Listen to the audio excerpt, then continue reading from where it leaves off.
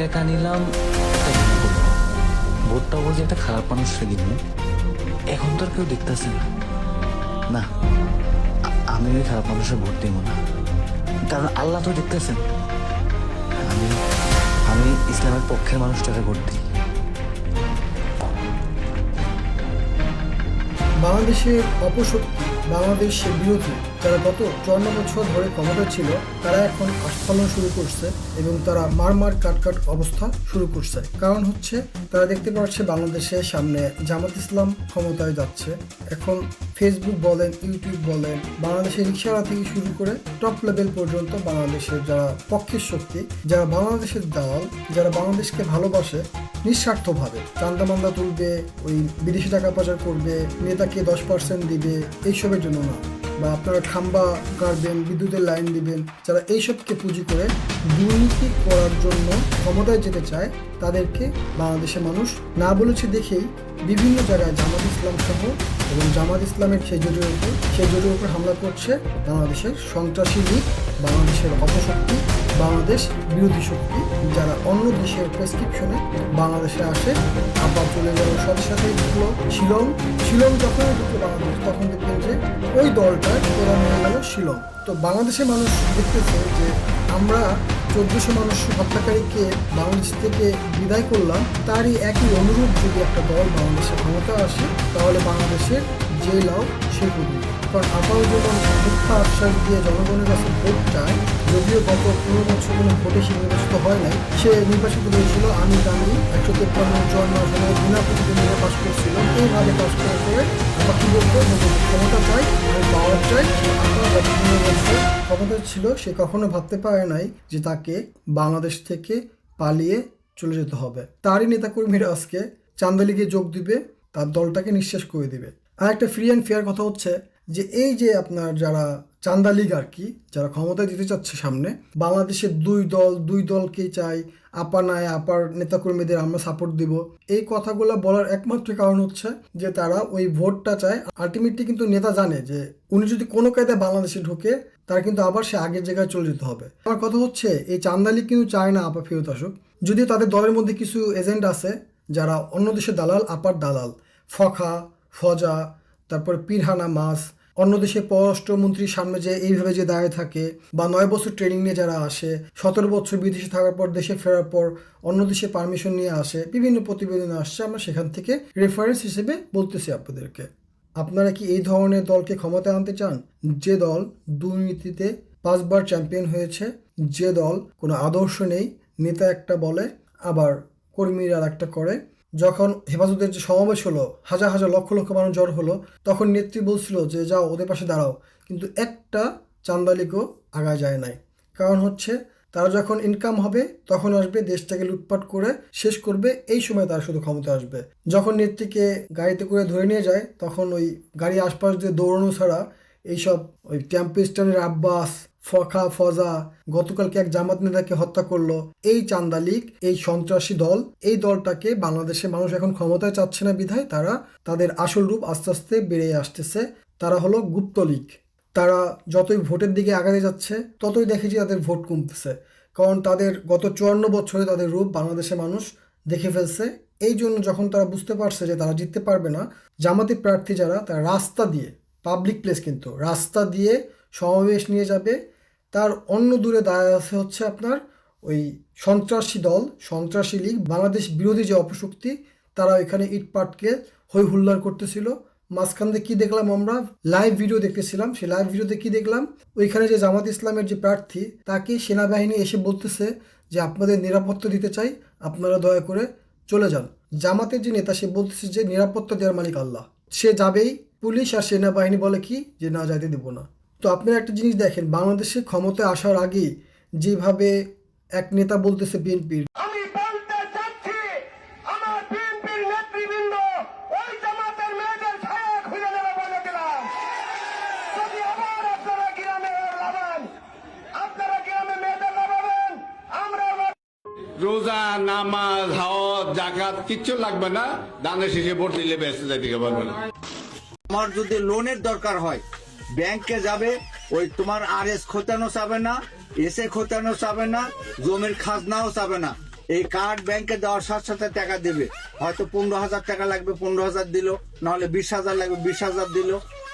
ওই ইন্সপেক্টর আবার তোমার থেকে 15,000-এ শতকরা 100 টাকা বা 200 টাকা ঘুষ দেওয়া লাগবে। ওটা জানা পারলে বলা লাঠিতে পাশার তল থেকে চেয়ারও কাড়ে নেওয়া হবে। মহিলাদের ছায়া খুলে ফেলবো, ধানের শীষে ভোট না দিলে পরে জুতার বাড়ি খাবা, বাসায় ঘুমাই থাকবা, যদি ধানের শীষে ভোট না দাও তাহলে কেন্দ্রে যাবা না।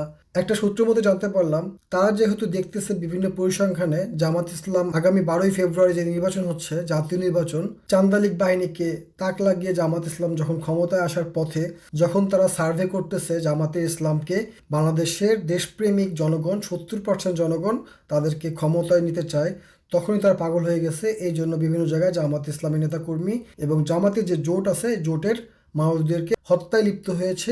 এই ধরনের বাংলাদেশের অপশক্তি দলগুলো যারা মধু খাওয়ার জন্য শুধু বাংলাদেশে আসে, নির্বাচন করে, আবার যখন বিপদে পড়ে তখন বিদেশে পালিয়ে যায়। জামাত ইসলাম তো আর মানুষকে ভয় পায় না, তারা আল্লাহকে ভয় পায়। তো সামনে জামাত ইসলামের বিরুদ্ধে যতই ষড়যন্ত্র করা হোক না কেন, বাংলাদেশের সামনে জনগণ তাদেরকে ভোট দিয়ে ক্ষমতায় নিয়ে যাবে বলে সাধারণ জনগণ মনে করে। শেরপুরে যে চান্দা লীগ, যে বাংলাদেশের অপশক্তি লীগ যে জামাত নেতাকে হত্যা করেছে, তার উপযুক্ত বিচার চাই এবং এই নির্দেশনা টপ লেভেল থেকে আসছে কিনা সেটা ভালো মতন পর্যবেক্ষণ করা হোক। কারণ বাংলাদেশে পুলিশ প্রশাসন এবং সেনাবাহিনী যদি নিরপেক্ষ থাকে, সামনে জামাত ইসলাম ক্ষমতায় যাবে। যদি এই সরকার বিচার না করতে পারে, সামনে 12 ফেব্রুয়ারি জামাত ইসলাম ক্ষমতায় আসার পর এই শেরপুরে যে হত্যাকাণ্ড হলো, মহিলাদের গায়ে যে হাত তোলা হলো, মার বয়সে একটা মহিলার গায়ে হাত তুলছে কারা? যারা সামনে ক্ষমতায় দিতে চায়, বিভিন্ন লোভ লালসা দেখাচ্ছে, বাংলাদেশে উন্নয়নে ভাষায় দিবে, এই ধরনের দলগুলো মানুষকে লোভ দেখায় কিন্তু কাজ করে। তারা যে সন্ত্রাসী, তারা যে মিথ্যাবাদী, তারা যে গুপ্ত লীগ, তারা যে সুপ্ত, এটা তারা নিজেরাই প্রমাণ দিচ্ছে। তারা যেরকম জামাত ইসলামকে সেরকম মনে করে। জামাল ভাই আগামী দিন যেন সুন্দরভাবে হয়, সফলভাবে হয়, এই আশাবাদ ব্যক্ত করে আমি আমার সংক্ষিপ্ত বক্তব্য শেষ করছি। জয় বাংলা। আনুমানিক ধরেন 50 কোটি। আজকে যে তারেক রহমান আসছে, আমার মনে হয় বাংলাদেশে যে লোক গণনা আছে তার একমাত্র শিশু বাচ্চা বাদ দেয় আর বৃদ্ধ যারা উঠতে পারে না এরা বাদ দেয়। অতএব মানে 4 ভাগের 3 ভাগ লোকই আজকে ঢাকা শহরে অবস্থান নিচ্ছে। আনুমানিক ধরেন 50 কোটি। দেশের আন্দোলনে যারা শহীদ হয়েছেন, ওসমান হাদি সহ 71 যারা শহীদ হয়েছেন বিগত স্বৈরাচারের সময়। কিন্তু আসলে তারা যে কথাগুলো জামাতের বিরুদ্ধে বলছে সেটা তারা নিজেই, কারণ তারা সেটা প্রমাণ দিচ্ছে। নারীদেরকে স্বাবলম্বী করবে 2500 টাকা দিয়ে এক নেতা বলতেছে কার্ড ঢুকাবা, একটা অ্যানালগ কার্ড, একটা কার্ড না, ওইটা নাকি কার্ড ঢুকাবে আপনার বুথের মধ্যে, সে নাকি 10,000 হোক 20,000 হোক সব পায়ে যাবে আর কি। মানে এতটা মিথ্যা প্রচারণা। একটা দলের মধ্যে, নিজের দলের মধ্যে শৃঙ্খলা নেই, নেতা বলতেছে একটা, কর্মী বলতেছে আর একটা। তো আপনারাই বুঝেন, নেতা যখন ভাষণ দেয় চুপ করতে বলে চুপ করে না, নেতা সামনে আসে সেই কথাই শুনতেছে না কর্মীরা, তাহলে বুঝেন সামনে যদি আপনারা ভুলক্রমেও এদেরকে ক্ষমতায় নিয়ে আসেন, তাহলে বাংলাদেশটাকে গত 15 বছর যে ক্ষতি হয়েছে তার যদি দুর্ভাগ্যবশত ক্ষমতায় চলে আসে, এই সামনের 5 বছর তারা যে ক্ষমতায় থাকবে, 5 বার চ্যাম্পিয়ন হয়েছিল, এবার হবে 10 বার চ্যাম্পিয়ন, মাঝখান দিয়ে বাংলাদেশটাকে ফুকলা করে দিবে। বাংলাদেশটার উপর আল্লাহর অশেষ রহমত আছে বিধায় বাংলাদেশের মানুষ এখনও সুন্দরভাবে খেয়ে পড়ে বেঁচে আছে। কিন্তু এদেরকে যদি ক্ষমতা আনেন না, আপার সময় যে অবস্থা হয়েছে তার থেকে বিকট খারাপ অবস্থা হবে। এদের মধ্যে 100-এর মধ্যে 99.99% মানুষ চাঁদাবাজ, দুর্নীতিবাজ, এরা টাকা ছাড়া কিছু বুঝে না, বিদেশে টাকা পাচার ছাড়া কিছু বুঝে না, সময় মতন বিদেশে চলে যায়, মধু খাওয়ার সময় দেশে ফিরে আসে। আপনারা এদের কথা শুনে কি মনে হয় এদেরকে ভোট দেওয়া উচিত? যার নিজের জীবনে ভয় আছে, যে দেশে আসতে চায় না, ভয় পায়, সে আবার আসে বুলেট প্রুফ বাস নিজে চলে। যে বাসটা জামাত ইসলামে দেখলাম, সেই বাসটায় লেখা চলো একসাথে গড়ি বাংলাদেশ। তো সেখানে থাকবে কর্মীরা, তাদের সফরসঙ্গী তারা থাকবে হলো বাসের মধ্যে, আর আমির থাকবে সামনের গাড়ি থাকবে, তার কর্মীরা থাকবে পিছনে তাদেরকে সেভ করার জন্য। এরকম আগামীর প্রধানমন্ত্রী তো চাই, যার নিজের জীবনের থেকে কর্মীদের জীবনকে বেশি প্রায়োরিটি দেয়। ফখা আলমগীর বলছে যে বিগত নির্বাচনে শুধু কেঁদেছি, এবার কাজের সুযোগ চাই। আপনার বয়স হয়েছে অনেক, আপনি কোনো কাজ করতে পারবেন না, আপনি হাঁটতে গেলে 3 বার উষ্টা খান। তো আপনার মতন মানুষ এখন রেস্টে যাওয়া দরকার, রিটায়ারমেন্টে যাওয়ার দরকার। আপনি হলো এই বুদ্ধি দিবেন আর কি, কিভাবে অন্য দেশের সাথে ভালো মতন আরো সম্পর্ক করা যায়, কিভাবে আরো 2 নম্বর রাস্তা দিয়ে কিভাবে জনগণকে ভুলভাল বুঝায় ক্ষমতায় আসা যায়। গত 54 বছরে আপনারা যে পর্যায়ক্রমে আসছেন, এই ধরনের আপনারা ইনফরমেশন বা এই ধরনের বুদ্ধি দিবেন আপনি। আপনার এখন দরকার রিটায়ারমেন্টের। আপনি যে আপা লীগ, এটা সবাই বুঝে গেছে। এই চান্দা লীগ যারা আপা চলে যাওয়াতে দুঃখ পায়, তাদেরকে নিয়ে ভোট করতে পারলে ভালো হতো।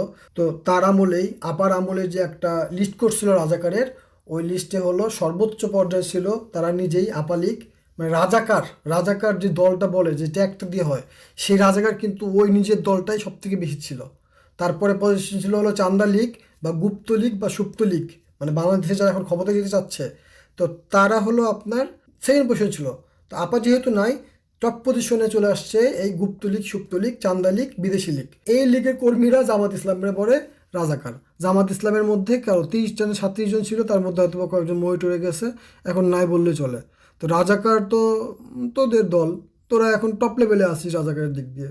নিজেদের দিকে একটু আয়নায় তাকা, নিজের দিকে আঙুল ধর একটু। তোদের চরিত্র আর জামাত ইসলাম একটা কর্মীর চরিত্র তার থেকে বেশি। তোদের নেতার যে বড় নেতা না, তার থেকে একজন কর্মী, জামাত ইসলামের যে কর্মী শিবির, তার যোগ্যতা, তার মনন, তার চিন্তা ধারণা তোদের বড় নেতার থেকে ভালো বলে সাধারণ জনগণ মনে করে। আমি সবসময় জনগণের পক্ষে, জনসাধারণের কথা আপনাদের সামনে তুলে ধরি। আপনারা সবাই ভালো থাকবেন। আল্লাহ হাফেজ। আগামীতে জামাত ইসলামের কোনো বিকল্প নেই। জামাত ইসলামী বর্তমান বাংলাদেশের সবথেকে জনপ্রিয় দল। আমরা চলুন জামাত ইসলামকে ভোট দিয়ে জয়যুক্ত করি। আগামীতে বাংলাদেশটাকে বাংলাদেশ বানাই, দুর্নীতিমুক্ত একটা দেশ গড়ি, যেখানে একটা স্বাধীন সার্বভৌম দেশ গড়ে তুলি, যেখানে অন্য দেশের চোখ রাখানি বাংলাদেশ সহ্য করবে না। বাংলাদেশ নিজের পায়ে দাঁড়িয়ে যাবে একমাত্র জামাত ইসলামকে ক্ষমতা আনলেই। উসমান হাদি হত্যার বিচার চাই। আপনারা ভালো থাকবেন। আল্লাহ হাফেজ। আসসালামু আলাইকুম।